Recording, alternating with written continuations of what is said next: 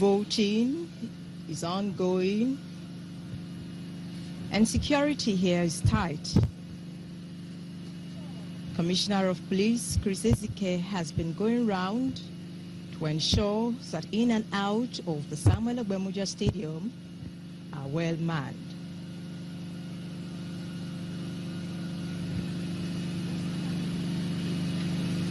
Publicity Secretary of the APC, Edo State, there, Mr. Godwin Irahun.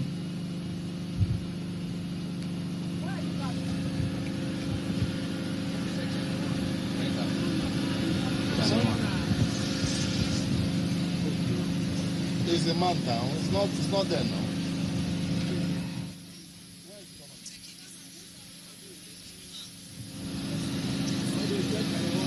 Victor for do rugby for me. Oh, please, ma. Victor should do rugby for me. I don't understand.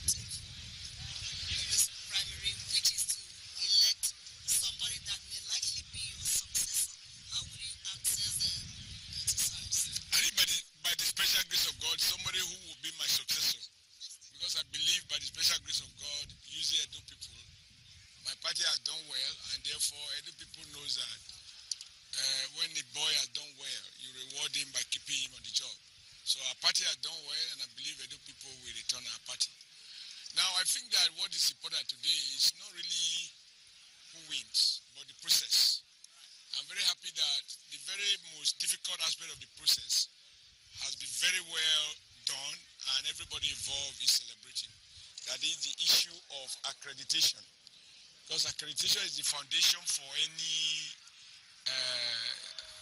any true democratic process. Now, that has been conducted in a very, very peaceful atmosphere. For me, it was interesting to see in the three locations where accreditation was taking place, you see different aspirants, supporters and agents of different aspirants, you know, exchanging jokes, and they are smiling. And when you compare this to the speculations, you realize that this really means everything to me. The second is that, you know, there has been so much talk about alleged people allegedly buying PVCs, and therefore the fear that PVC may not be available. Incidentally, everybody that was accredited today came with his PVC, which means that all the noise about people buy or not buy PVC were more in the imagination of those saying it. And practically today, everybody has come with his PVC to vote, and no evidence that any of those PVC was cloned. So again, for me, that is extremely important. The third one is that there were fears as there will be violence, there will be fighting. And I keep saying that we introduced one man, one vote and popularize it. And Nigerians are bought to it. And so we can't afford to do anything less. And the principle of one man, one vote, there is no space for violence. You don't conduct the election with bullet. It is done by ballot. And as you can see, whether at the various accreditation centers and even right here, even under the sun, as long as some people have been here since 12. You see, people sat down quietly. Even if you were doing a church service, it cannot be as peaceful, as quiet as this. Because somebody might say he's affected by the Holy Spirit and begin to, you know. So for me, this process, I am happy about it. I feel proud. And I pray that the way it has started, that it ends that way. And I believe the chairman has been very, very transparent. He has announced the total number of people who were expected to vote based on the list submitted to them by the National Secretariat. He has also transparently explained that of this number, the total number that turn up for accreditation. And therefore, every aspirant knows the number. And then the ballot papers that are being used, each of them is signed at the back only by the chairman. So if you have a ballot paper that is not bearing the signature of the chairman, it is invalid. And of course, everything is being done in full public view. I believe even the world is watching. And therefore, I don't think it can be more open than this. Okay, sir, thank you so much. Expectedly, one candidate will emerge. Yes. As your standard bearer of APC for this exercise, sir. What advice do you have for the remaining 11 who may not make it? Maybe just to repeat the obvious. You know, I met with them 3-4 days ago, some of them, and I said, if we have 12 angels, all of them angels, and these 12 angels have chosen to compete for one position, it means 11 angels will have to go without the mandate, even though they are angels, but only one angel is required. So this outcome is not a statement about somebody's character or no character. So I believe that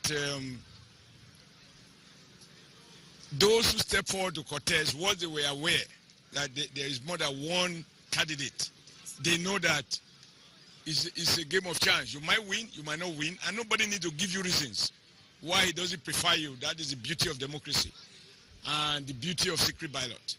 So I expect that they already know. We don't need to massage anybody's ego.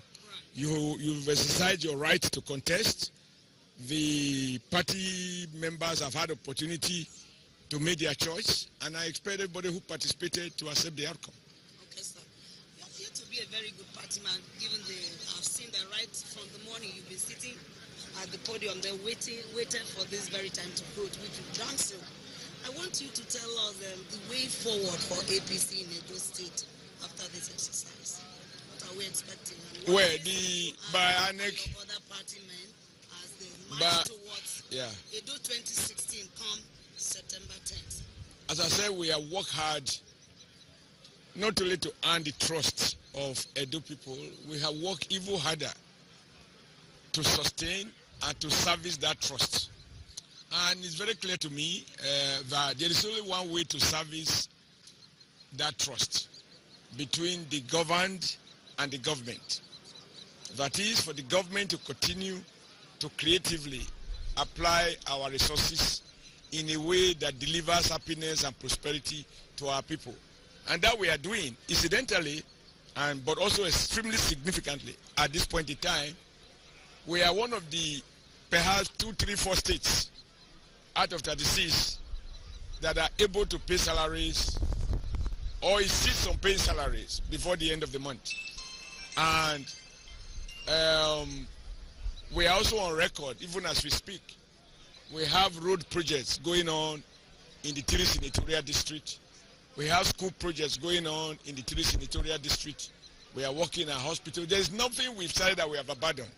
We've actually flagged off additional projects this past 2 weeks in different senatorial zones. So I believe Edo people have tasted 2 political parties.